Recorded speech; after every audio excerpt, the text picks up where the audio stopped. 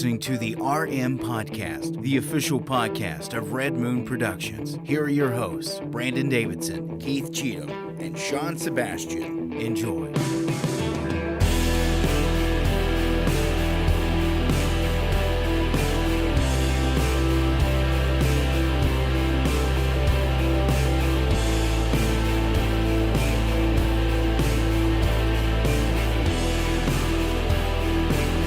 Hello and welcome to another episode of the Red Moon Podcast. I'm one of your hosts, Brandon Davidson, alongside our normal new host, Sean Sebastian. And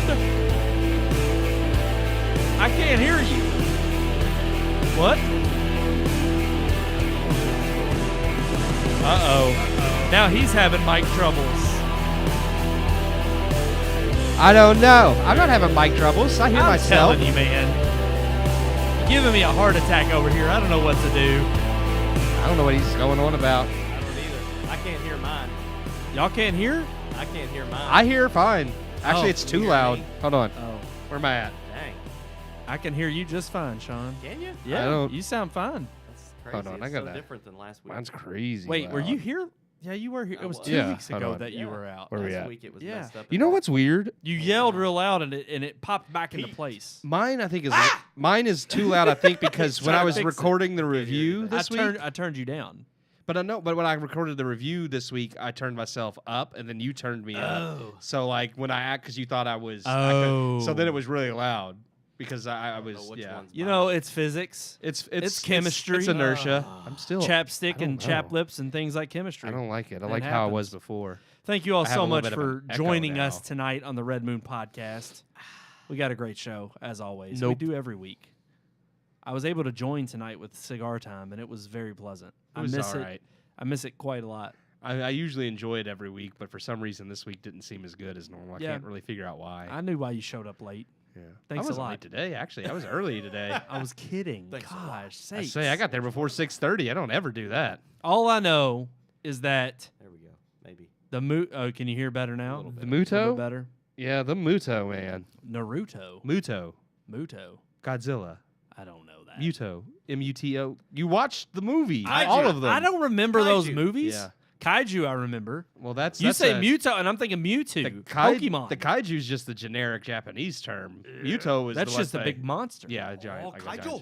giant. But yeah, Muto was the name of the things in the Konnichiwa. first Godzilla with Bryan Cranston. Yeah. 'Cause it stands for something. Who knows?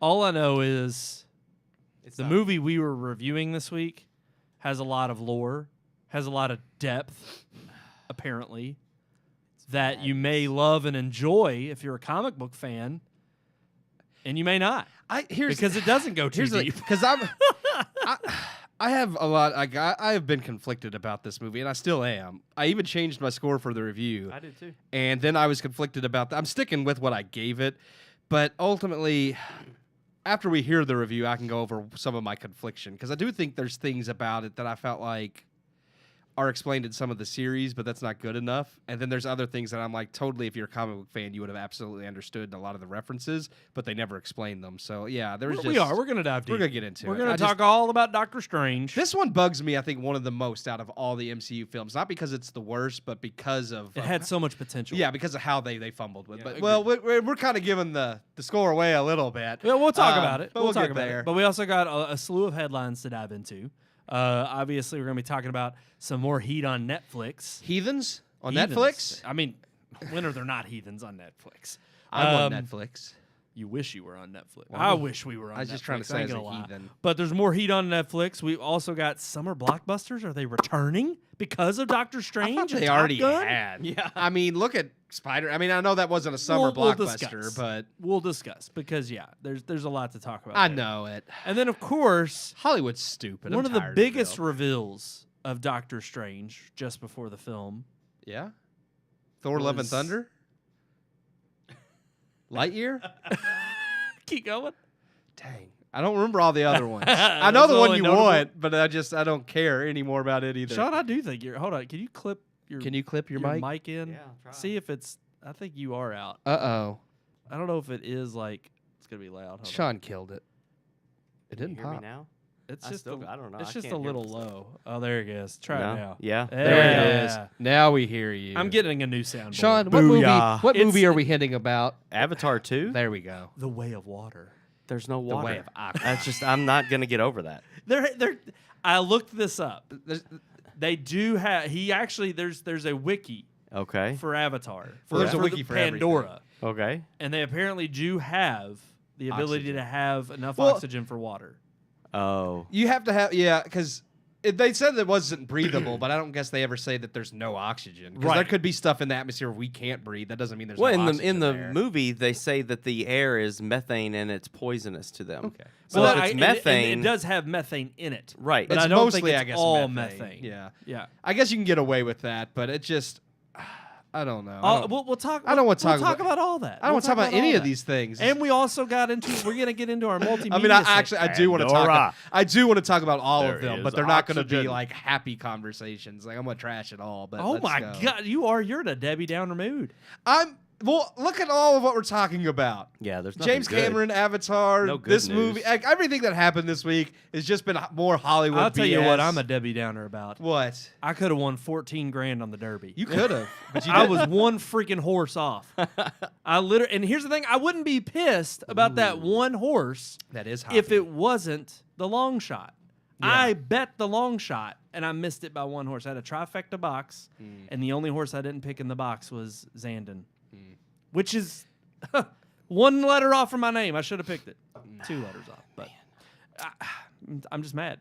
Yeah. I saw that payout, and I was Well, like, I could and you know what? $14,000 and a You new could've, soundboard, but you That didn't. worked. You didn't, and now we got to talk about Doctor Strange. I guess we should get into it. Yeah, go We don't ahead. have to, but we could actually get into it early for once. Let's do it. Okay. Let's spare everybody the pain. Yeah. Oh, that didn't work. It didn't. Well, pushing don't do it. buttons. Don't do it.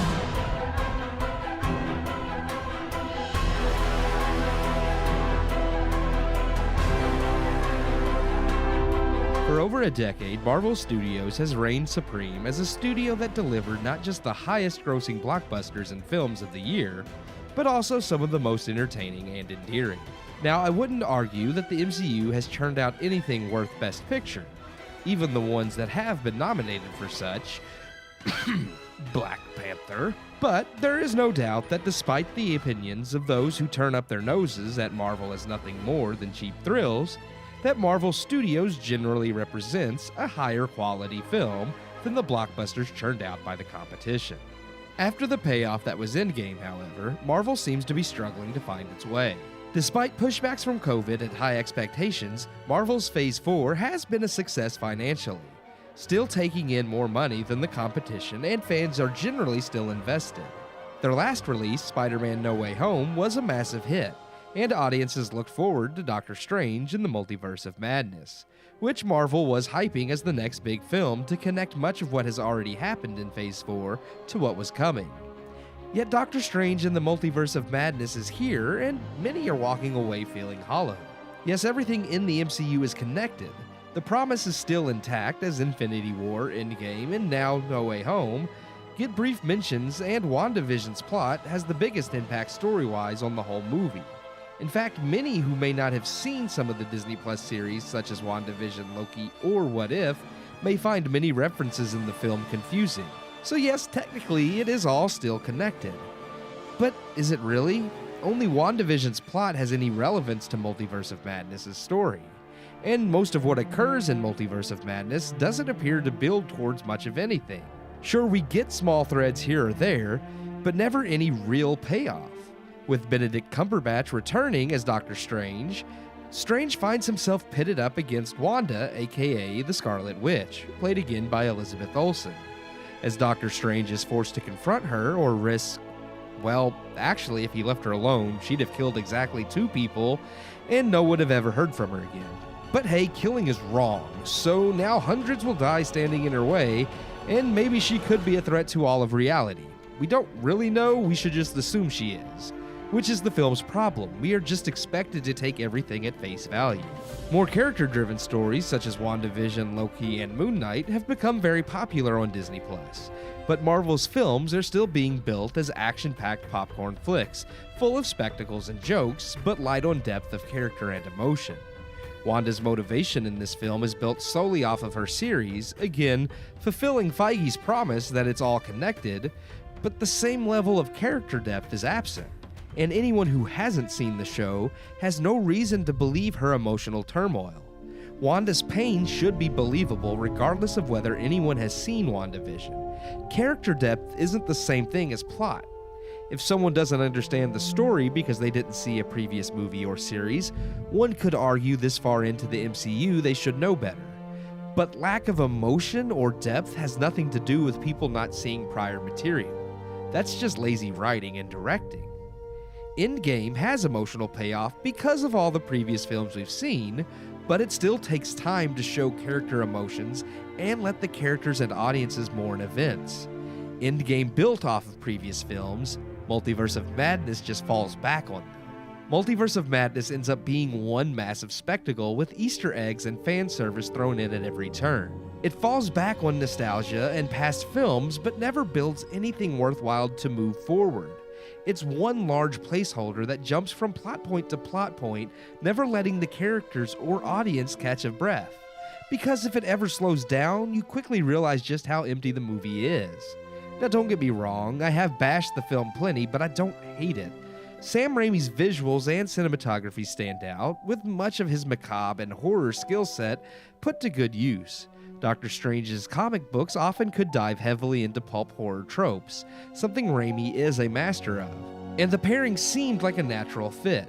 And true enough, there are plenty of set pieces that show off some more horror-themed visuals, and Raimi shows off just how powerful the Scarlet Witch can be. As a fan of the comics and the Lovecraftian side of Doctor Strange, it was fun to see these things. But again, they amounted to mere fan service, and things with rich lore from the comics, such as Wundagore Mountain, the Darkhold, and Chthon, are either name-dropped just to please comic fans, or act as nothing more than mere MacGuffins for the plot. The fun wears off fast, and with no major additions to the Marvel mythos, and no emotional payoff outside of weak attempts to piggyback off prior events, Multiverse of Madness just doesn't offer a lot to keep viewers invested. Those just looking for a fun Marvel flick will be delighted. Those looking to see Marvel take a step back and breathe depth back into the MCU will be sorely disappointed. I give Doctor Strange and the Multiverse of Madness 2 out of 4 stars. Oh. There it is. 2 out of 4 stars for the Actually, Doctor Strange. Harsher 2. than most critics and like it's actually got a high audience score. Audiences are really enjoying it. Yeah. Critic score was lower 70s, and again, if you're just looking for like a fun popcorn flick with crazy visuals, I guess it's fine. Like I said in the review, though, I just felt like it relies. I don't have a problem with the plot relying on previous stuff because, that's like saying it's like when you're so much far into a franchise, it's kind of like, you expect certain aspects of the plot from previous things to carry over. That's fine. But the fact that, yes, we know like with Wanda's story and WandaVision with like her losing vision and then like her kids or whatever, it's like that's a believable reason for why she may be doing that, but you still have to sell that in this movie. Mm-hmm. And for anyone who didn't see that show, you have to make her pain seem real. And I felt like none of her emotion or none of the story in this movie felt relevant to the story. You just had to take it for granted because of the past story. It's like, well, she has pain because of that story. It's like, yeah, but I still need to see that she's in pain. It just felt like too far a gap to believe she went from what she was at the end of WandaVision, right, which she's desperately using the Darkhold to search for her kids. So that made sense going into this movie. She's still doing that. But to go for, and yes, they mentioned the Darkhold kind of corrupts you and it has this dark power over you, but that's all you're given. It's like you don't see that. The happen. Darkhold like it makes you it takes its toll, and that's all they say throughout the movie. But they don't really show like that descent into the madness, or the fact that this person who in Civil War was mortified that she accidentally killed people when she was trying to save them from the bomb, and it goes off and blows a couple stories out of the building or whatever, and she's mortified, and Captain America has to give her a pep talk about, it's when you don't try to do anything that even more people die. And so someone who's that horrified over killing innocent people to just now, well, I got to get my kids back, so I'm going to murder whoever. I'm like, yes, I understand the power of like motherhood and like that love for your kids, because she's not Wanda. But yeah. I mean, especially when she comes from Sokovia, which is like which was it's devastated. a huge Yeah. thing that the reason that The she's Sokovia even in it Accords. was Yeah. because of So- what happened to her there. And granted, she's back and forth in the comics. She's always gone between villain and hero, and that's fine. Like, I appreciate them trying to bring that into the movies, but you still have to make it believable. It's like, okay, it has to be believable that she goes from this person to doing dark things, and then it also has to be believable when she has a redemption, because now that she's murdered people, it's like you can't just be like, well, that was terrible, but hey, you're an Avenger again, so we're good. Like, and granted, the way this film ends, we don't know what future may be for her. I don't want to spoil anything, but like that is in question. But still, it's like I imagine they're not done yet. No. Personally, I don't think they're done with that character. Well, that's kind of no. I don't know, Sean. What'd go. you end up giving it? I actually, when I left the theater, I was at 2.5. That's how I was. But then I kind of, after I thought about it and stuff, I really, on the way home, actually from the theater, was kind of that's like my 30 minutes to mull things over and chew on stuff. And that was when by the time I got home, I was kind of like, I don't think I'm going to give it 2.5. Yeah. Because I was not completely entertained by the movie. Mm-hmm. The spectacle was great, but no more than a movie we're going to talk about later with Avatar. Like, yes, it's beautifully, it's stunning visually, but there wasn't enough entertainment value in the story to hold my attention. And I felt like there was a lot of stuff going on in the film. But then there's so many things, like you said in your review, there's things that are unexplained that are, I kind of feel like they left it to the viewer. They wanted to, there's a message they want to send, and there's something they want to tell you, but they don't go into any depth about why it's explained that way. One of the biggest things, and I hate to even bring it up, but one of the biggest things that I hated about the film, and I didn't even know this until Keith told me afterwards, was the lesbian scene. And I'm like, okay, so she's this girl, America, what's her last name? America Chavez. Chavez. She's got two Miss moms, America. That's her right? And I'm hero just name. like, okay, she's got two moms. That's, you threw your gay agenda in there. That's fine. It's Marvel, Disney, whatever. Like, I got it. She's got her little rainbow button on her jacket and all that stuff. But then Keith tells me, well, the world she comes from, there's no men. They don't exist. So I'm like, yeah. well, then if there's no men, they're not lesbians. That's all they have is women. Like, there's no opposite. So it's technically, But I don't think they they didn't even go into that in the film, so No. they leave it. I'm just like, technically, they're not. That's not even part of the LGBTQ thing that you're trying to throw in there. that was their goal with it, though. I mean, Oh, absolutely. Yeah. But I'm like, you didn't explain the fact that where she comes from, it's only women. There's no other option. I don't So think it's they procreate at all, though, because there's like a godlike figure that like created this unit. Like, Well, universe. well, it's like Keith- saying, there's a whole it's lot like of saying stuff, where yeah. Wonder Woman comes, the Well, I was island gonna that say she's the raised on. Amazons. They're Yeah. not all lesbians. Yeah. It's just like It could be though. I don't know, but I mean, they've definitely gone. never that, explained. Well, they've gone that direction now in modern times. Robin Wright Penn is definitely a lesbian on the Amazon island. Oh, you think so? I think she is. Oh, well. Yeah, she's got a gay lover somewhere on that. Okay, island. well, yeah. maybe so. But no, I completely agree. What about I- Gal But Gadot? another unexplained she thing can't that and Keith, maybe you can help me out with this. I could probably explain a lot of Well, this because yeah. they name drop a lot of stuff from the comics. They just Why don't explain is what it it that is. in all of the other universes, other people play different characters? Why is the black lady Captain Marvel in that universe, but Doctor Strange is always Doctor Strange in every universe? Right. They're different because even Loki shows like sometimes it's Tom Hiddleston, sometimes it's someone else. It just whatever caused that, because that's one thing I loved about Loki. Well, in Loki, every other universe, he's different. Not There's all an of them, old 'cause- man version. There's a but woman some of them are version, Tom there's- Hiddleston too, because when they have the huge fight, there's a bunch of Tom Hiddlestons there. But then they Yeah, I also guess. have the Black Yeah, Loki. okay. They also have. It just depends because whatever caused this universe to diverge and become different the Right. way it has. Here's the what thing, it though. caused- I thought part of Loki's whole shtick, though, was that he was a shapeshifter. Well, he can shape Yeah, he shift, can. Yeah, So yeah. he can, but nobody else does. Well, other people That's can. his- that's but his. But all I'm again, saying is they don't show in this movie well, none of or any other character, because we've seen Loki shapeshift prior yeah, to the multiverse. But the idea is that these other Lokis aren't him shapeshifting either. That's what they actually look like because you can look different. Look at Peter Parker and that they all are different. that's They're true. not the same. Right. Now, I just thought it was weird. I I thought think- it was strange that Yeah, Doctor yeah. Strange doesn't change in any of the now, universes. that wasn't Carol Danvers though as Captain Marvel. That was Monica Rambeau, her friend from the first movie, whose daughter was in WandaVision.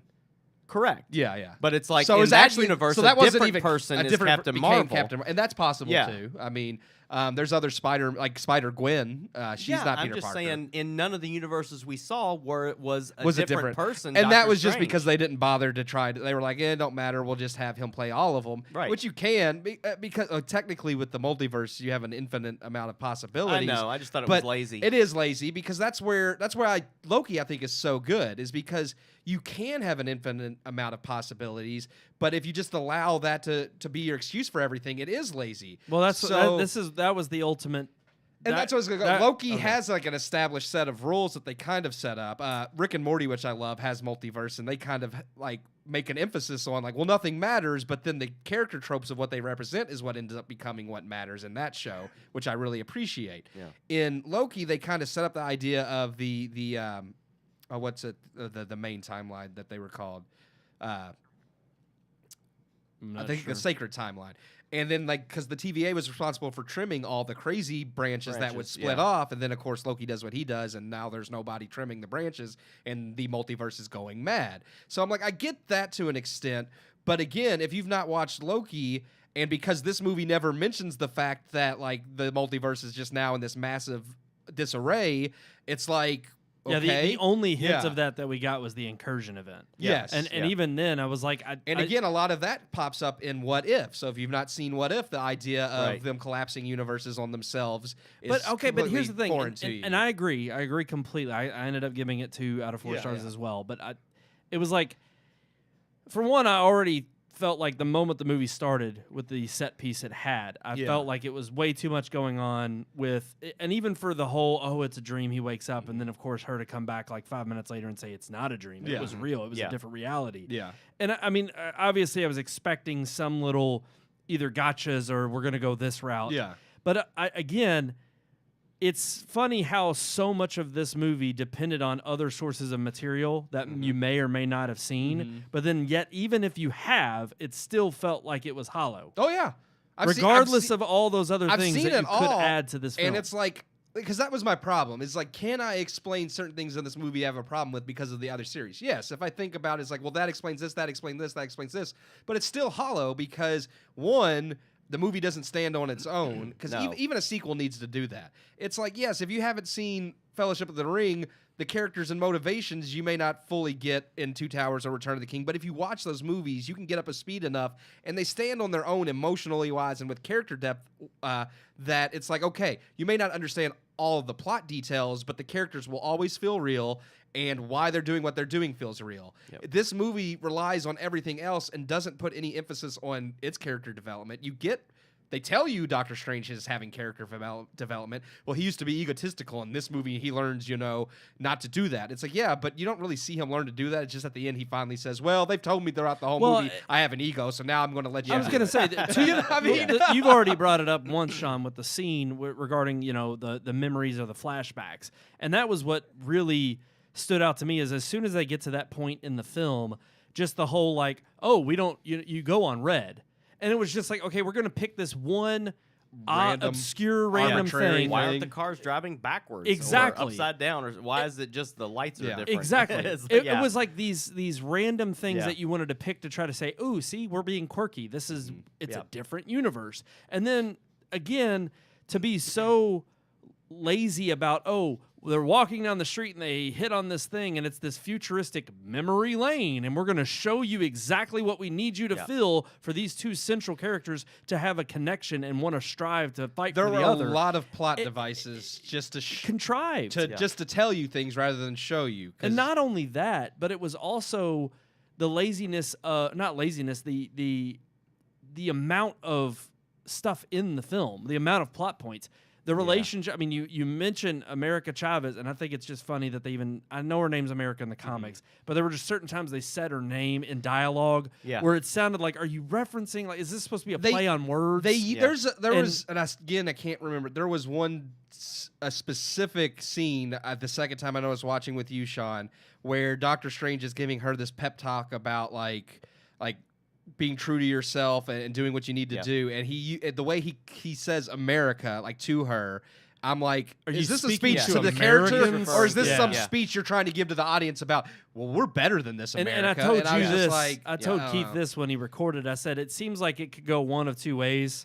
Where if it ends up in the positive camp, they'll be like, "Oh yeah, we meant did to do that that." intentionally. And if it's negative, they'll be like, "Oh no, that wasn't our never point at all." intention. Yeah. But I also think play it safe. whether it's the character development between them two and making her a central focus right out the gate, then you bring in Wong to reconnect this past set of people that we've known from the universe. Yeah. Oh, but then we got Scarlet Witch. She gets thrown in as our main villain. Well, now we have the relationship between Scarlet Witch, who used to be an ally with the Avengers and Doctor Strange. We got that relationship. They didn't do anything emotionally with that. Then we've got the relationship between Doctor Strange and his former, fiance, who's not anymore, who's getting married, and they're trying to build. I mean, that whole entire that was conversation at the wedding fell flat. Yeah. I didn't feel any kind of emotion at all towards them, and immediately we're jumping right into action. No, she's because not a big enough piece of the first film. No, I told Brandon she's an afterthought. Literally, there's an episode of What If. And those are only 30-minute episodes. That is the most emotional depth I've ever seen with those characters because the whole episode centers around him and Christine.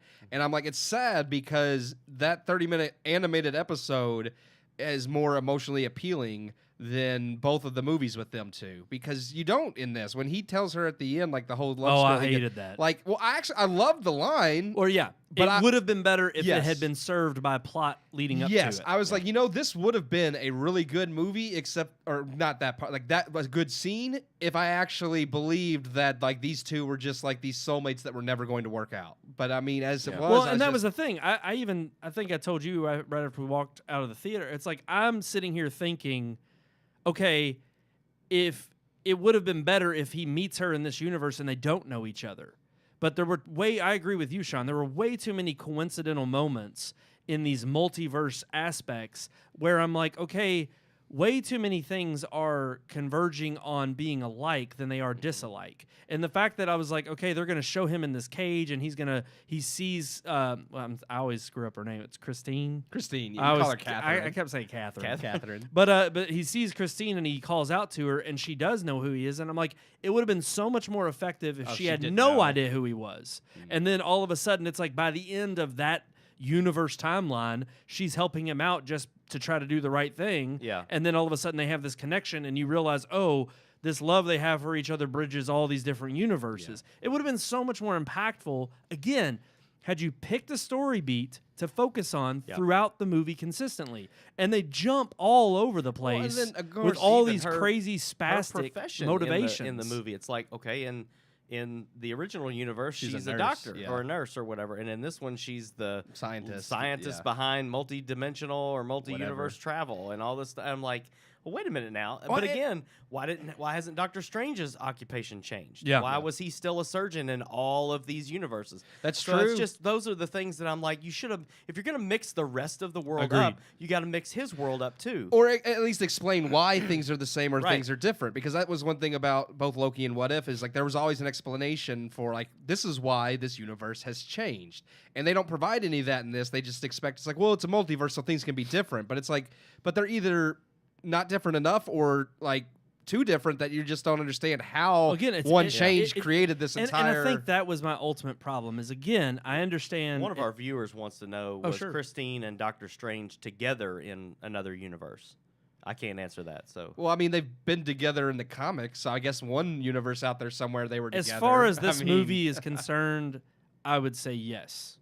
It's alluded to heavily. Oh, yeah, somewhere out there, surely. Okay. I mean, somewhere out there is a good Thanos. Somewhere out there is evil Doctor Strange. And that was actually what I questioned you with after we walked out of the theater. I was like, there is one in What If. Well, but again, my problem was essentially you don't lay any of the ground rules for us to play by. Mm-hmm. And other than weird abstract scenery and visual effects, which again, it's like we're not going to a movie in the modern age thinking, especially a Marvel movie, a huge blockbuster, we're not expecting to see bad CGI. No. You don't have to have a visual feast for us to be like, never seen this before. And honestly... But ultimately, I think where I was perplexed was I can't not only care about these characters because they don't have any emotional depth, you also aren't laying any ground rules for the worlds that we're in.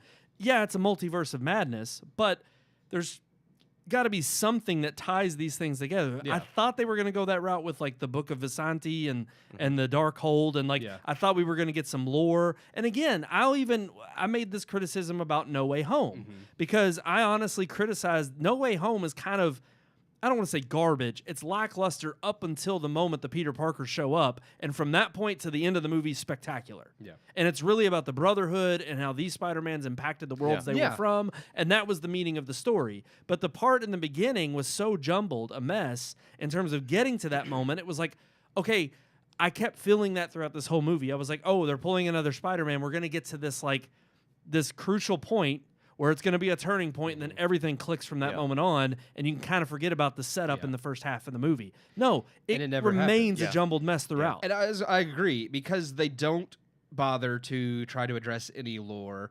You do have all these questions, because there has to be some type of reasoning behind why they can't do certain things, because my immediate question is, she's going crazy murdering people after her children, and she's going to kill this girl and steal her power just so she can hop dimensions. But I'm like, I mean, Wanda wasn't completely irrational before, and somewhere out there has to be a universe where these kids are orphans. Why can't she just simply ask America to just drop her off in the orphaned universe? She's not going to murder another Wanda and take her place. She could just step in as their mother and have her happily ever after. Yeah, but the story's over. She says in the film, though, the reason she wants to have the power to go to different multiverses is if something happened to the children, then she could go to another one and get those. If I don't something remember happened, that. She does. She mentions She says that. That's the reason that. And then she at can't. that point, I'm like, well, then you're not.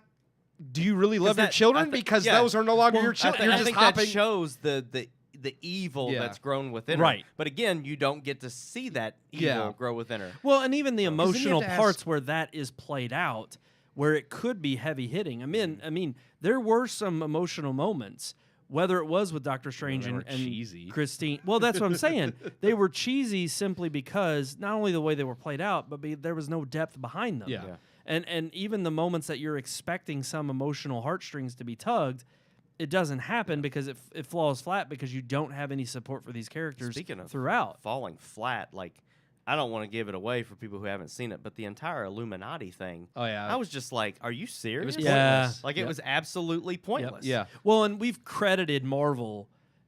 I can't tell you how many times on the podcast we've joked about DC and their introduction of things that we know are in the comics, but they're so outlandish and ridiculous, and we laugh. Yeah. And how good Marvel Marvel's is done at it, revealing things. Yeah. This was the first time where not the members of the Illuminati, there were some cool reveals there, Oh, yeah, and definitely yeah. some fan pops. Oh, but when they first But announced the when name, they first say Illuminati, it's just like, what? Are we in Dan Brown's world? Yeah. Like, are we in the Da Vinci Code? Vinci What is Code. going on? Where's Which Tom Hanks? Which, I mean, Illuminati is an old term, but that's the thing. It's a term everyone's familiar with because it's so You- old. right. I mean, there's always jokes when about you've the had Illuminati. other Yes. cultural, phenomenon like the Da Vinci Code or something else that has made that phrase or that group, well and that's- known, you have to do a better job of introducing it it. would have been better if they would have given a name or a description of this group of people and then have Doctor Strange saying, oh, well, in my universe, they're kind of known as the Illuminati And or it's like- something even like if that. they Like, joke about- Because like that was one thing I loved about when they introduced Black Bolt, who is whose name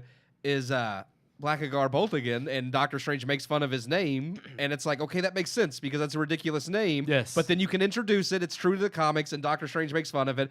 And it's like, that's the type of thing they normally do because they're like, look, we want to be true to the source material and the fans. We're still going to use it, but Right. we're going to poke fun of it some because we know it's like, It's a little ridiculous. whose name's Blackagar Boltigan? I Right, mean, right. And his superhero name is Black Bolt. That's like so on the nose. Yeah. But it's like, obviously, we can make fun of that. Right. But they announced the Illuminati so seriously, like, the Illuminati will see you now. And I'm like, Yes. whoa! Yeah. I thought the same Because thing. it's a pure fan service moment. Oh, yes. Okay, so we did, like, when me and Yep. Brandon went, it was opening night. So we did have a few people in the crowd that were like, whoa! And it's like, because they're comic book fans, they Yep. know. But everybody else is just like, I'm excited Illuminati. too because I know that if they're introducing characters like that in this film, even though those characters may not make it through the film, they definitely They're in that universe. Yeah, we also know You that know there's it's the that possibility universe. that those characters well, are we coming know back. a Fantastic Four movie is in development. Exactly, yeah. But here's my thing: is like, because John Krasinski was another pure fan moment. Fans have wanted him to play Mr. Fantastic for years now and have been lobbying for it. So they did it in this movie, and I'm like,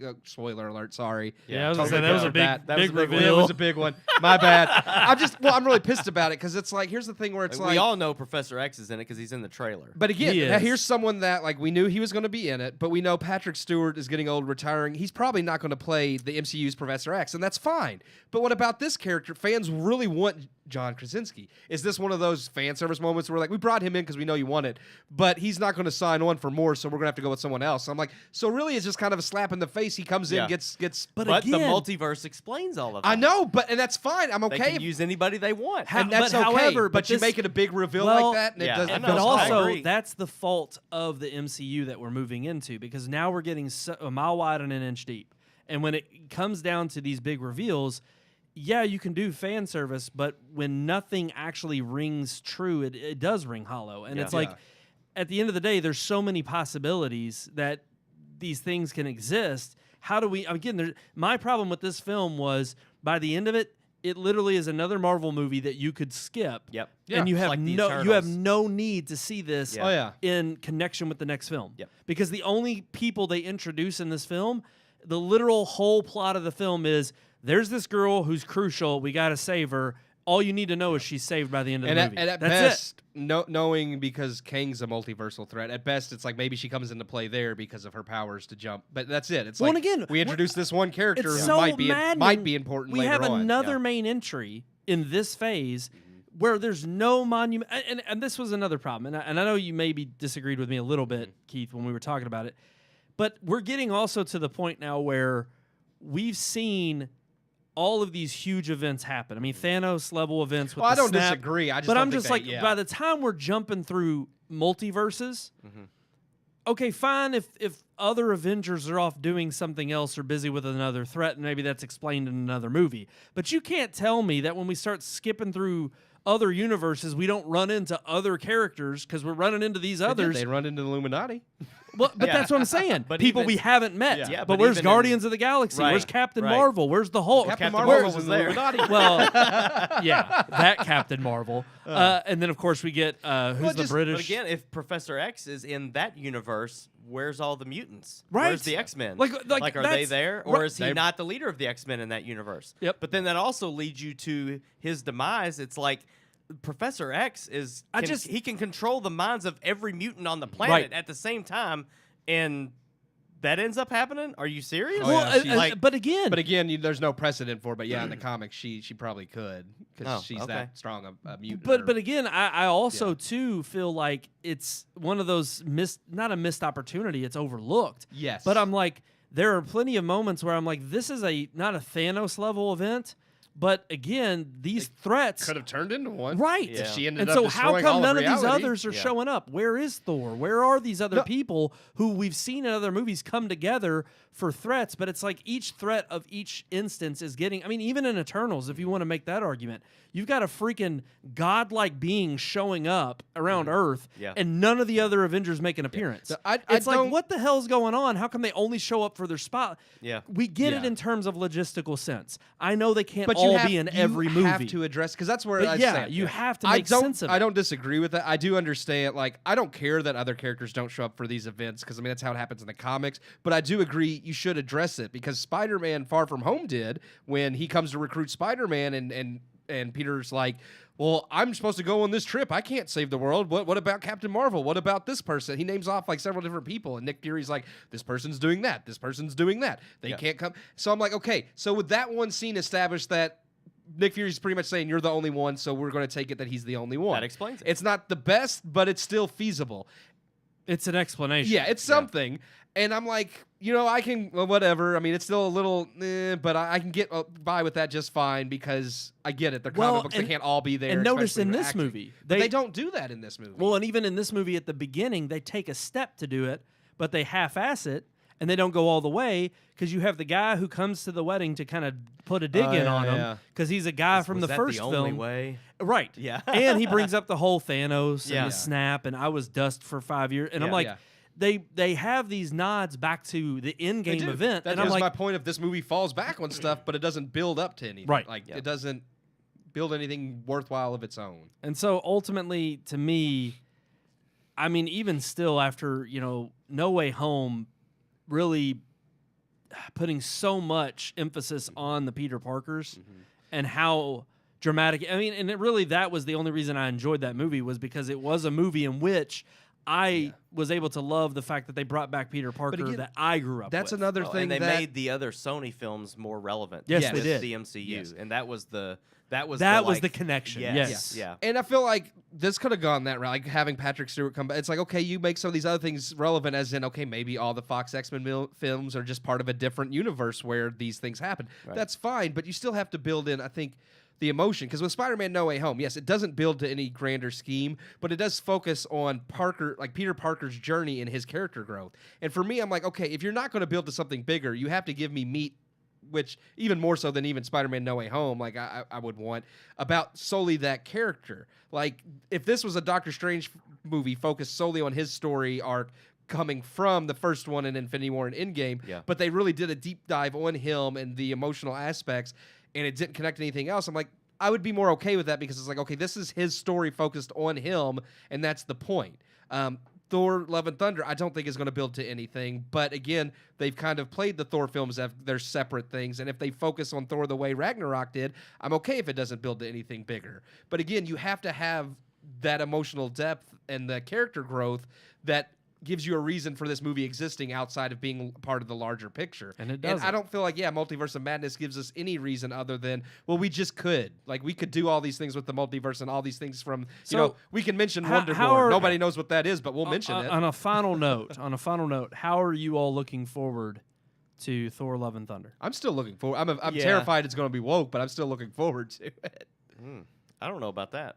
About the woke angle? About the woke angle, You don't think Natalie Portman as Thor is not going to be woke in any way? But isn't that part of the comic book? Yeah, but the comic was made woke, so well, it's like a 2014 storyline. I don't know. There's so many, and Marvel's kind of hit or miss with that. So many times they make you think that's the direction they're going, and then they completely make fun of a situation. Yeah, and I feel like they've done that well in other films. And I feel like pressure's mounting, and that may be for them to commit to finally saying no, we need to be serious about but here's the advancing thing. these issues. It'll end up showing in their pocketbook. I think it will. I think so too. Moon Knight wasn't at all. Like, I was actually I was so pleased that Moon Knight was not woke. That, and granted, it is its own thing. It doesn't really connect to anything. But again, it was focused on that character and his issues with like the multiple personalities. And I just thought the way they did Moon Knight was like, if we only got like no longer crossover things, but you actually focused on building character depth and emotion, then I'd be okay. But I don't know. I don't know. We'll see. I'm mostly looking forward to Guardians 3. That's the one that which just wrapped filming this week. Yeah. It don't come out, I think, until next year, though. Yeah. We talked about it outside the movie theater that, with the last big saga of the MCU, it was about 6 movies in before you started to realize the main story arc that they're going with. Yeah. With the Thanos angle. And I think we're 5. And we're maybe 4. Yeah, 4 or but 5 into this new. But the sad thing is we're 5. And I don't know anything. Exactly. And to me, the problem with that is just hints and we've Easter eggs. Yeah. The problem is the Infinity Saga exists. This isn't new now. Yeah. They've been here. They've done this. Yeah. It's like, how are you going to show that up? Yeah. Like, if you don't, you're going to lose fans. Yep. Like, how are you going to outdo the last huge saga? And that's what aggravates me the most, is because I know there are storylines they can. There are way bigger storylines than just the Infinity Saga. Well, and that's but I don't even you think it's about outdoing as you much don't have as it to. is about about making keeping something attention. compelling and Yeah. worth tuning into. Here's the thing, because you do have emotional attachments to Iron Man, Captain America, to the original Avengers, that when you get to Infinity War and Endgame and you see some characters dying and stuff, you have that emotional attachment, and you do feel like there is something at stake going into it. Right now, it's like, even if you do a big event like that, it's like, what's at stake? Well, that, I don't think I that don't know. big event's going to happen No. for 10 more years. But I don't mean, feel like they're building the if you depth really, to it. It It's was like 12 years from the Infinity Saga. If so Doctor it's like, Strange was to sacrifice his life and like that's Iron another Man, I'd thing. be like, well, that's Who's sad. to say too that we need to wait as long as we did for the Infinity Saga? no, I'm not saying but, that. But I'm just saying I think they've given their roadmap and said Right. that it's going to be. But that's what I think part of the next problem decade. is. I think part of the problem is we know how Hollywood works. We know that once they've got a success story, they're going to milk it for all it's worth. And granted, yeah, I understand that we've had high hopes for Marvel to not necessarily churn out like Fast and the Furious films. However, we're finally reaching a point where some of these more compelling plot lines could happen in a lot shorter time because, again, when you have something as big as Thanos and you've already got that existent, especially in the theatrical realm, you don't need a lot of setup for other major events to take place when the pieces are already moving. Yeah. And I think for them, they want to keep a cash cow going as long as it can. But it's like, okay, but yeah, for one, how many of these stars are willing to really stick around that much longer in playing these roles for all these crucial parts? Yeah. And why do we need another 10 to 12 films to tell a saga when you've already wasted 5 that haven't inched, the story one beat? Yeah. And it's like, I don't know. I'm just kind of, like I said, I'm looking forward to Thor: Love and Thunder. I'll continue to see Marvel films because it's kind of the cultural zeitgeist right now. But I really, honestly, ever since, it wasn't really, I mean, Black Widow was fine, but again, that was kind of a prequel before Endgame. Shang-Chi was okay, but it was an origin story. Eternals after that, I just was finally like, you know what?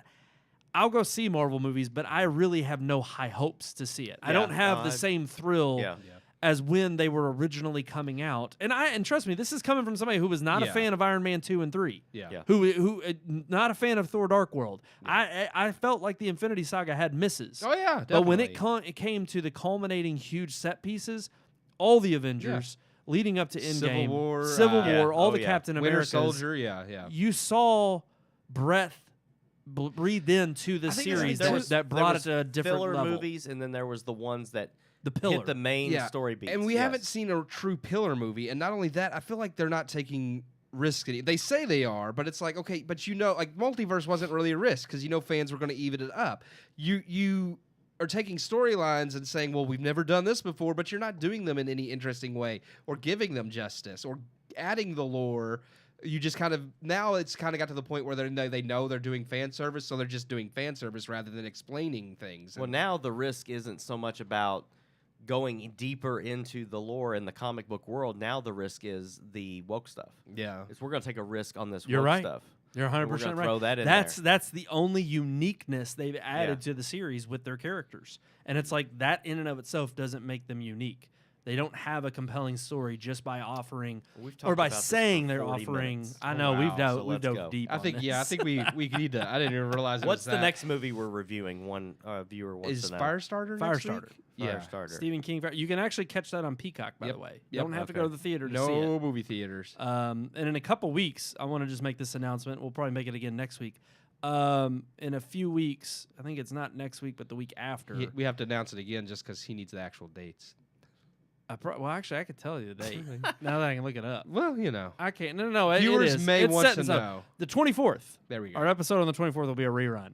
I got to work evenings that night, so we won't can't have a be live That's show. okay, but Top Gun Maverick is coming Top up. Gun Maverick will be our final review of the month, and it's coming out on Memorial Day weekend. Then we're going to take a break because that week we're taking a break. The only thing out is Downton Abbey and Chippendale. So, Chippendales it is. Much. I'm going to watch it. I'm curious. I don't think it's going to be good, but I did love Rescue Rangers growing up, so I'll give it a chance, see what they do with it. All right. I thought the premise was unique. Finally time. Yeah, we did. We dove deep on Multiverse of Madness. It deserved it. It deserved talking about. Yeah. But let's move into our headline section.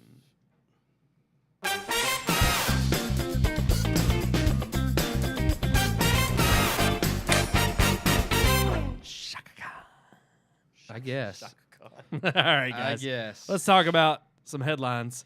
Let's start off right out of the gate. Before we went and saw Doctor Strange, a trailer dropped. Yep. It's back after a decade. Longer. Is it longer? Yeah. It is. It's been 13 years. 13, yeah. Avatar, The Way of Water. The Way of Water. The Path of Aqua. The Way of Liquid Methane. The Route of H2O. First look, what'd y'all think? No. I mean, it was a tease. It wasn't a trailer. It's a teaser. It was a teaser. It's a teaser. It's a teaser. You don't know much about. Nothing about what the story. It didn't show me anything that I haven't seen already. Like, I mean, the visuals were nice, but I'm like, I like the hybrid kid though. Yeah, and which made no sense to me. I'm like, No. how do they have a hybrid kid when the only time he had sex with her, he was in a. He was an Avatar. Na'vi. Yeah, he was a Na'vi. Like he didn't have sex with her in his human body. Where'd the human DNA come He from? still had it in him. Yeah, I guess. They're going to explain. Aowa did it. I did. Aowa fixed him up. Yeah, I did see something that someone pointed out after the fact because everything was so clip and everybody's wondering how Stephen Lang comes back because he died. One of the, like when it shows the military coming in and they have guns and weapons, one of the avatars with a gun has the same tattoo as Stephen Lang. So it's like, he's an avatar? So, because someone. He's got the haircut. Yes, he's got the burr Someone haircut. did a screenshot and he has the burr The flat haircut top, yeah. and he has the tattoo and they circled the tattoo and they're like, oh. So it's Oh, like, wow. but I'm like, but they didn't transfer him into like when he died. So I don't know how they're going to explain it. They found a way. He climbed into His one of those soul, tanks. I guess, was still in the. Well, the tank doesn't transfer. He went down there to that only damn tree. They would have had to have taken him to The tree. Awa, Yeah, or the tree, Aowa, or whatever. The tree of Yeah, whatever it is. I need to watch that movie. I don't know. I'm like, Here's the thing. it's been 13 years and I don't give a shit That's anymore. it. Sorry, I had Wow. to. No, that's it. That's literally it. It looked beautiful. I will say I thought as far as an upgrade, but it's been 13 years. I Yeah. expect that. It's like Yeah. I've seen Thanos in Endgame. Like I see how Yeah. textured the skin can be. Like if you Yeah. don't look good, then James Cameron's failing. I'm sorry. But at the end of the day, it really is going to hold up. We're going to go see it. Oh yeah. We're going to go see it. We're going to review yeah. it. But no, the first glimpse of Avatar. Here's the true question. Do you think it's going to be, because so many James Cameron fans are like, he's going to have the highest 2 grossing films in the world. And I'm like, it's not going to get that high. Personally, I don't think so. No. They are re-releasing Avatar though. I sent oh, you yeah, that of article. course. Yeah, they're going to They re-release do that in that September. to remind people. Yeah. Well, Yeah. you got to go see it to remember the Well, it's story. been 13 years. If you don't watch it, you may not know what's going So on. that'll add to the. But to then, the, but then to the how gross. he Well, shot? people are saying the second one's going to get up there too and be the second, No. second or I don't higher. I don't think so. so. I don't either. But like a lot of JC fans are really hoping for it. all 2 of them. There's more than that, unfortunately. I thought that I don't know. I'm like, I don't know. I don't know what to think. I saw it and I was just like, I was like, it looks like Yeah. Avatar. The special effects are fine. Nothing that I think's mind I actually blowing. thought the first maybe 20 or 30 seconds of it looked like a fan trailer. Yeah. Because it looked like they used shots from the first movie. Yeah. And then when you start to see some of the new characters, When and you that's see when I that was scene kinda of like, okay. him holding the whale's fin, you know. yeah. I was just Yeah, like, that was good. Just when it came, Here's it's the like thing. the way You of see the water. military attacking and they're in the water with the fish, and I'm like, so like the first one was like save the trees. Is this one gonna be like save the oceans? Like, is every movie gonna be military's attacking? We gotta save Oh, the that's what I environment. was gonna ask. So wait, because we know he filmed how many? 4 or 5? There's gonna be 5. Yeah. He filmed 5 4, but there's total? 5 total. Okay, yeah. so we know the he did 2 and 3 and 4 and 5. right, but the idea is that this one will release, And then the And next year is then- 3. Next year, yeah. so not it's 2 going to be a years. year apart. Yeah. For from those this point 2, on? and then Those there's going to 2. be a small gap, and then 4 and 5 will release back to back. Because he filmed like he wrote them all at the same time, filmed 2 and 3 together, and then he's filming like 4 Yeah, and he 5. wrote them all in like a half hour. Yeah, yeah. With So- like George Lucas did. So with the apparently he had original all the trilogy. scripts. He's got everything ready to go. He With the filmed new 2 and 3 trilogy. together. They're going to release. Then he's going to film. Like I think there might be a year gap. Like it'll be 2, then 3, then a year off, then 4, then 5. It's like however the plan is or something like that. Yeah. All I know is I'll go see it, but I agree. I do not think it's going to come It's gonna- close to the first movie. Because here's the thing. It's been a 13-year gap, and yes, it was a cultural behemoth when it came out. Yeah.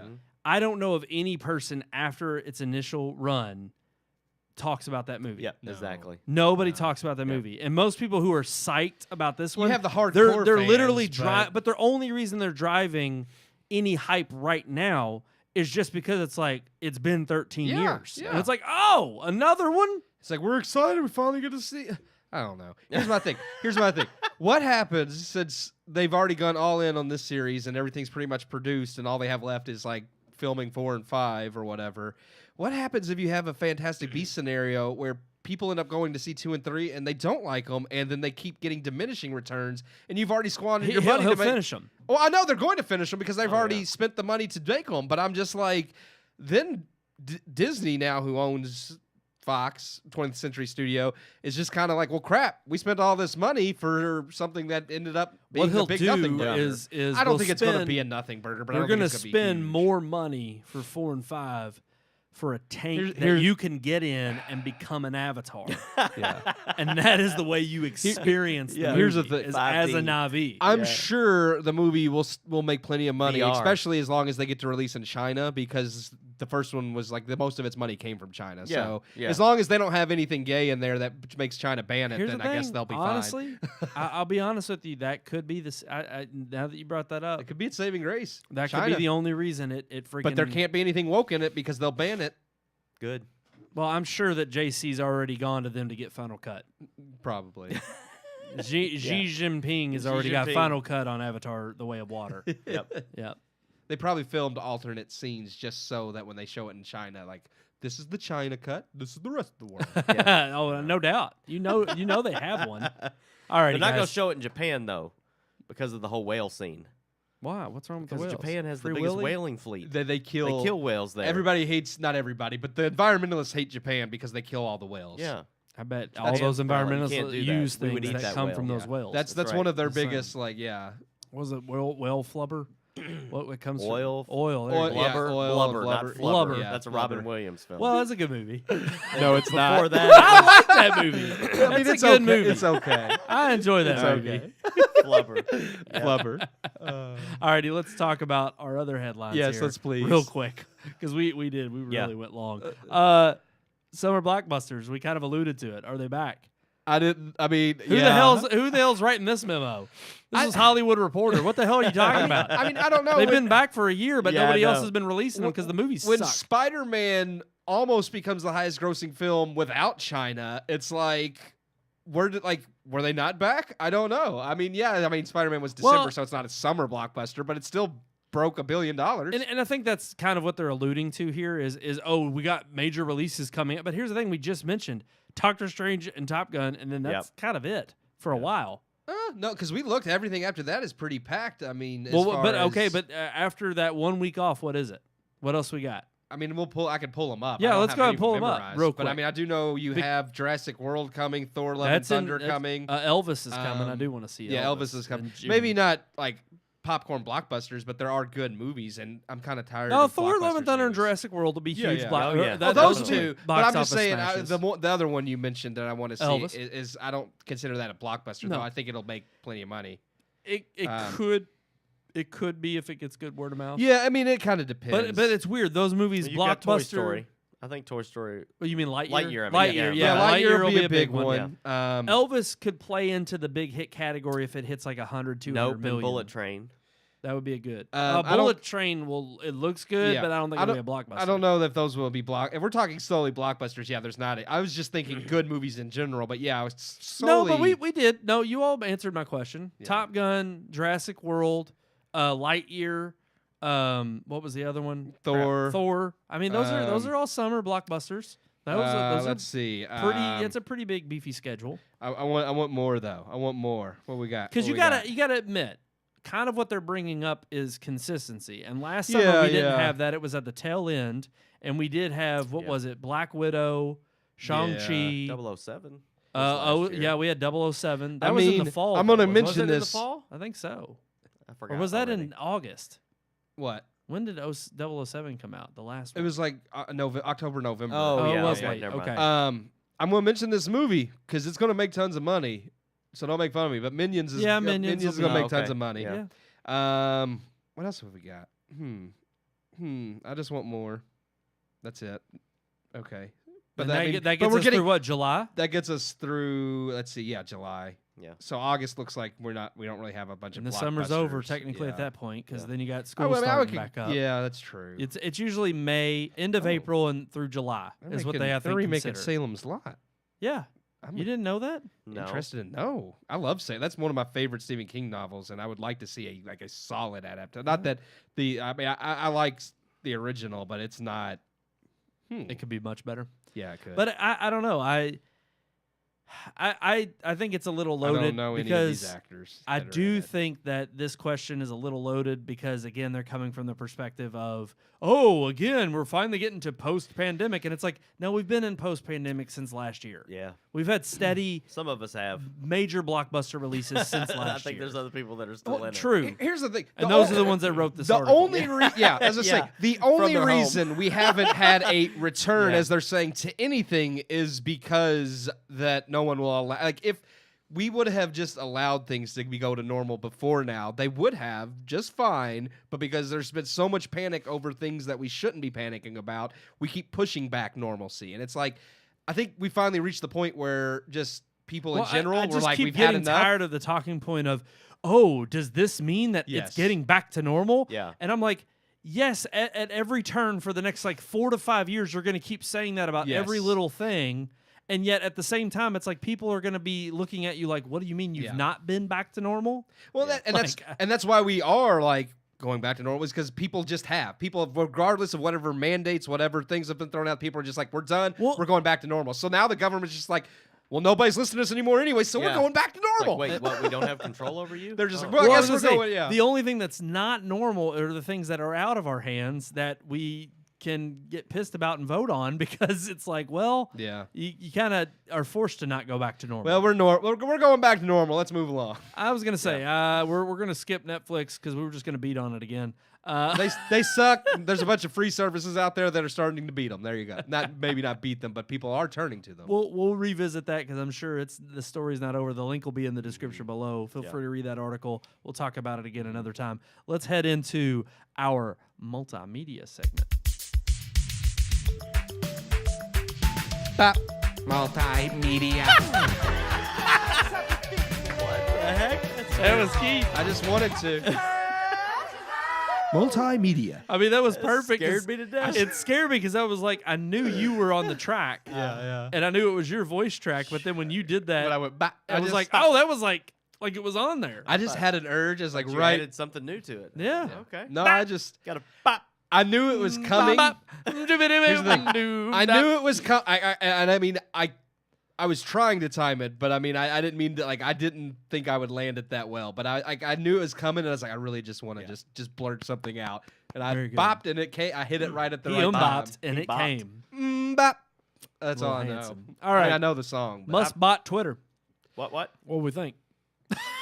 Well, Dive into it. I mean- does he technically own it yet? Not Has it yet. gone It's not through it's yet? finalized. It's going through It's all going of through. the paperwork. We'll It's see going if through. anybody We'll say tries that. to throw any hurdles at him. But so far, it seems like I don't it's think pretty. so. Yeah, I think it's a pretty done deal. The British are already I on him. mean, European here's the Union's thing. trying to get after Like him. Trump said he wasn't going to get back on there, but Yeah. he's on there. You sure? I thought he said that. I signed up for Twitter again, and I was able to follow him on Twitter. Is it the actual Trump account It says- official? It says Trump official, and he's tweeted, Trump official? Yeah, he's I'm gonna tweeted look. pictures of himself at the Derby and stuff. I did see him at the Derby. That was kind of weird. I was Yeah, like, I 'cause didn't even know. I Papa didn't hear- Andy said we welcome everyone to the Derby because they asked him about Donald Trump. Like, was he supposed to stand up there and say, "We hate him. Don't you come to the in Derby"? a hugely red state, Yeah. you're not going to outcast Yeah, majority it was of just funny. They asked him, and I'm like, "What was he gonna say?" Yeah. Like, he wasn't gonna be like, Of "No, we course don't want not. him here." Like, but well, yeah, not only we that, it welcome was just everyone odd to the because Derby. I don't think anybody mentioned that he was going to be there. I just saw like a short snippet of it on NBC No, when I switched over. I don't think there was any big announcement, but like they interviewed Bashir and asked him like what he thought about Trump coming, and he's like, "Well, we welcome everybody. But ultimately, Please reelect me." I think I don't know. This obviously we this story broke probably 3 weeks ago, and we mentioned that we were going to hold off to our multimedia segment. We were a couple weeks out. Now we're here. Any opinions on Musk buying Twitter? How do y'all feel? I'm okay with it. Yep, I don't have a problem. I'm actually happy about it. Here's here. It made me much more enthusiastic about getting on there and posting, even though we don't post really any tweets. I think all like his, because here's the thing, everybody like it acts like Elon Musk is, not everybody, people on the left act like he's this huge like conservative mouthpiece that's going to come in and like Musk himself isn't even like, I mean, he does, as far as like economics and running a business, yes, I would say he has more conservative views, but he's not he's libertarian. yes, like fiscally conservative and socially liberal. Yes. That's how he describes himself, I would think. And I'm fine with that. I mean, because as long as he's being honest about this whole idea of his thing is freedom of speech, and that's what he wants to bring back to Twitter, and this fear mongering of, well, you can't do that because then it has consequences, and we have to police. It's the same thing as gun control. It's like, okay, people want to point to January 6th as, well, they planned that out on Parler and on Twitter, and if they would been banned, they couldn't do that. They couldn't find another way to get together and gather and talk. It's like it's kind of an asinine thing to assume. Like, yes, if someone gets on Twitter and says that they're making plans to go blow up some government building, honestly, maybe that's a good thing because then you can catch them easier. But I'm just even bring that up, and that's kind of it's like. Never mind the fact that Ayatollah Khamenei and the Al Qaeda, other terrorist organizations are on Twitter, have not been taken down or stripped at all of their and they outwardly not only commit acts of violence, but known acts of violence across the world. I'm sorry, it is not Trump. It's actually his truth social, tweets, but somebody is retweeting them on Twitter. That's great. Yeah, that's great. So he's basically, still suspended. It's by proxy. He's on Twitter. It says at real Donald J.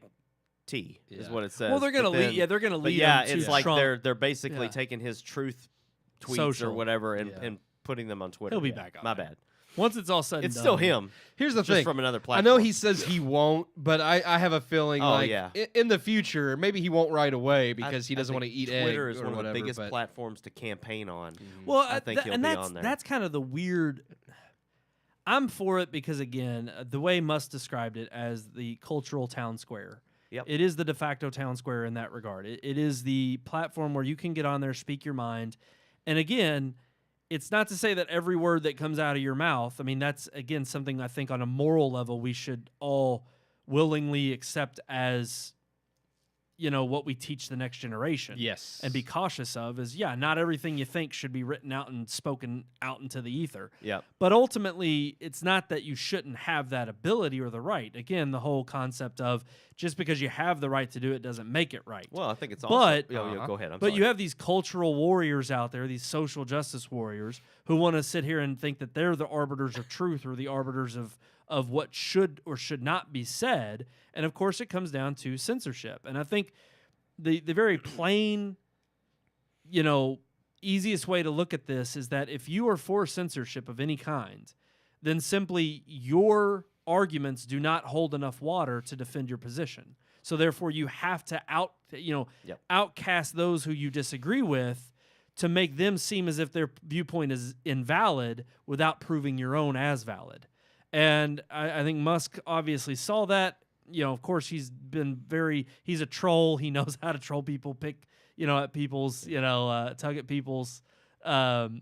People's buttons. And push their buttons. And basically, he's doing the right thing in terms of saying, look, no, they do have a leftist bias. It's very plainly seen in the way that they do it only affects one side of the aisle when these quote-unquote bans happen or limiting of traffic happens. It's like, no, it only seems to go in one direction. And he's simply coming in and saying, no, when you have a platform this big, you don't have the right to shut down the very laws, or it should be that your rules match up with the laws that are afforded, which are in the First Amendment, the right of free speech. And the moment that you go beyond that and try to regulate even stronger, no, you don't get that right. That's not afforded to you. If that's the case, well, then you should have it cemented in law by the public, and they would pass as such. And I think that was, again, that's where he's arguing from a philosophical standpoint, and I think he's dead on.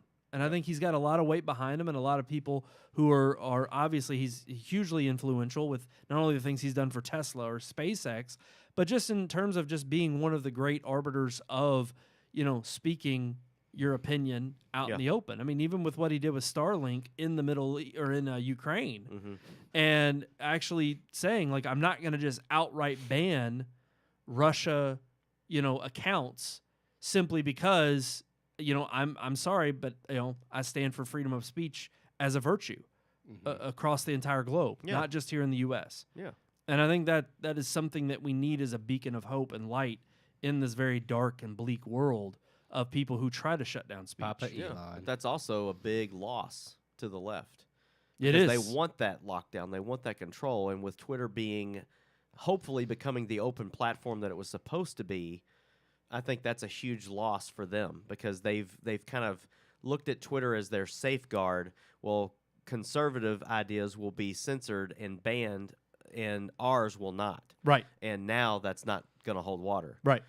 So, and I think that's the interesting thing too, because look, most people who get on Twitter, I like the way Ben Shapiro puts it. He's like, you go there to get dunked and get dunked upon. It's like, this is not a social media platform where you really get into the knee deep, levels of, you can have some people who have like 4 or 5, link, message long. Oh, they'll tweet, because you can only fit so much in a tweet. Right. They'll tweet like 6 or 7. But it's like, at the end of the day, nobody's putting a huge platform on Twitter. It's supposed to be this kind of humdrum. It's a status update in words. That's all it is. There's other social platforms for other ways to enjoy that content Get that on you there may be and looking let everybody for. know I took a poop today. Yep. Yeah, there you go. It's perfect. But ultimately, it is weird how it splits up very unevenly in these two huge groups.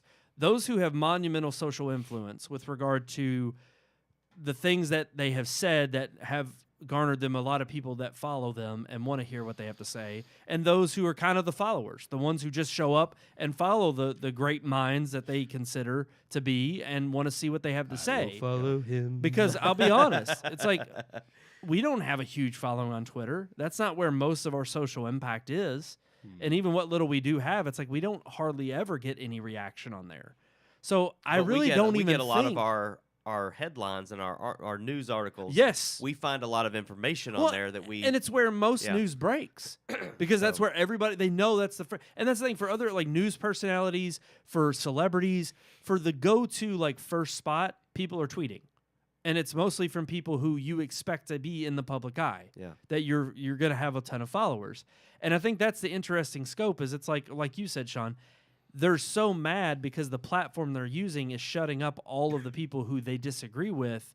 And yet at the same time, we see this outrage from the very people who are like, well, if you're so enraged, go build your own platform. Or, oh, what are you talking about? We don't ban. We don't do any of that. Like, it's open and fair and free. And then the moment that somebody comes in and makes it open, fair, and free, they lose their minds. Or the moment someone goes and makes their own platform like Trump did with Truth Social. Or even Parler before that. That gets shut down from Amazon services. That's right. And gets taken off the App Store. It's like, it's like, come on, guys. The writing is on the wall. You don't want them to take their opinions elsewhere. You don't want them to have their opinions. Exactly. You want them to shut up. Right. And I think Musk, obviously buying Twitter, completely refutes that and says, no, we need to allow more openness, more transparency, because at the end of the day, you should be able to think freely and speak your mind. And if you shut down thought and free speech, then you are totalitarian. You are dictator. You shut down democracy. Again, democracy dies in darkness. It's like, come on. If you truly believe that, then you should be open for people of all kinds of ilks to share what's on their mind. I don't know. I think it's a great thing. I'm looking forward to getting a little bit more active on Twitter. Yeah. And the of fact course, that he's going to be CEO for the first part of it is interesting too. Well, I think I agree with I think a lot of what people have called for, which is I really do hope that he comes in and just unleashes like all the different things that show the different algorithms, show how left wing it was, because for years we were told, we even though we knew they were lying to us. It's like we were told they weren't biased, they weren't doing any of these shadow bans, none of this was happening. They were following protocol. Their former CEO has come out now. Jack Dorsey? Jack Dorsey has come out and he's said a freaking things. hypocrite. I know he is. He's a weasel, and I can't trust But again, that guy. he's come out and he Well, said, he's supporting. Oh, I know. Elon, but I think that's because he's just kind of jumping on He's a bandwagon. Judas. Yeah, but again, he's even They'll come out betray and you. said, "Oh yeah, the board wouldn't let me do this, and they took this." Like I think he's trying to cop out and not take any responsibility for what he did. Right. But again, even the guy at the top of the totem pole, has kind of come out and said, "Oh no, there's a lot of shady stuff going on at Twitter." Well, and it's like, funny because the same you were in charge. skepticism Started with him. Yeah, exactly. It's like, man, you guys wouldn't believe how shady Twitter is. It's like, tell us all about it, Jack. Well, he was the one that tweeted when Parler got banned from the App Store, the heart emoji. Yeah. And I'm like, you're freaking evil, dude. I'm sorry. I do not trust that man. No, and look, so far, the skepticism I have for Elon is just, again, are you going to be true to your word? Yeah. And on all accounts, so far, he seems to be true to his word. So he tends to put his money where his mouth is, literally. So so far, like, he does what he says he's going to do. So we'll see. Yep. And again, for all those who argue, it's like, no. Well, you think you're in the majority, you're not. It's like when you shut down discussion, when you shut down people's ability to speak, it's very easy to try to convince others that that opinion doesn't exist.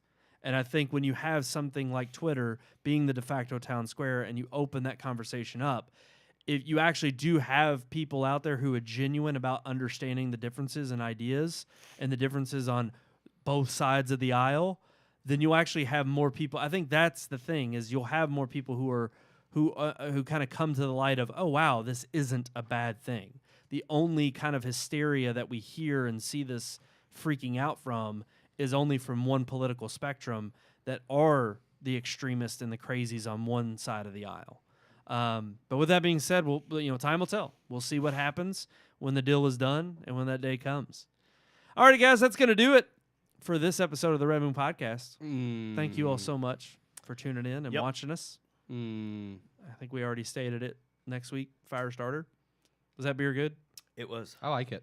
Delicious. It is. It. I don't like the real hoppy bitter, but I can handle it. It's good. Not bad. Tasty. Finished mine. Very good. And it's fine. It's one of those that it's like it lasted me the whole show, and I enjoyed it throughout the whole show. No, I enjoyed it. It's actually one of those. It's supposed to have citrus in it. I'm not getting. Oh, I got a little bit. It's because of the hops. The hops are really. But it's actually, which I mean, hoppy beers tend to be. But it was actually one of those that, as it like grows warmer to like room temperature, it still doesn't taste bad. Like, I guess so. Yep. Because hoppy beers, like at room temperature, can be extra, like kind of bitter. Yeah. But that one didn't feel like it did. Like, because you tend to chill them to kind of get rid of some of that. Hop. Agreed. But right there at the bottom of your screen. Yeah. All of our social medias, like, share, subscribe. Well, yeah. Click that bell icon. Get all our notifications. Ding, ding. Red Moon Book, Red Moon Tweet, Red Moon Pics, and search for Red Moon Productions on the YouTubes. Thank you all so much for joining us. We will see y'all next Tuesday. If you all want to write us in, let us know what you think about Must buying out Twitter or any of our other headlines right there at the bottom of your screen. RMPodcast at redmoonproductions.com. .com. Did y'all hear that? Oh, yeah. What was it? Keith? RMPodcast at redmoonproductions.com. Gets me every time. I just started sweating. I know. All righty, guys, that's going to do it. Until next time, I am one of your hosts, Brandon Davidson, alongside our normal new host, Sean Sebastian. And Keith Cheatham. It's beautiful. My voice cracked a little bit on that one. Yeah. You actually said your name, though. I did.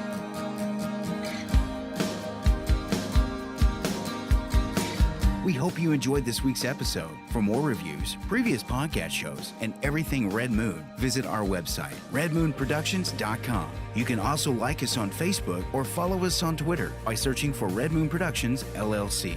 We'll see you at the movies.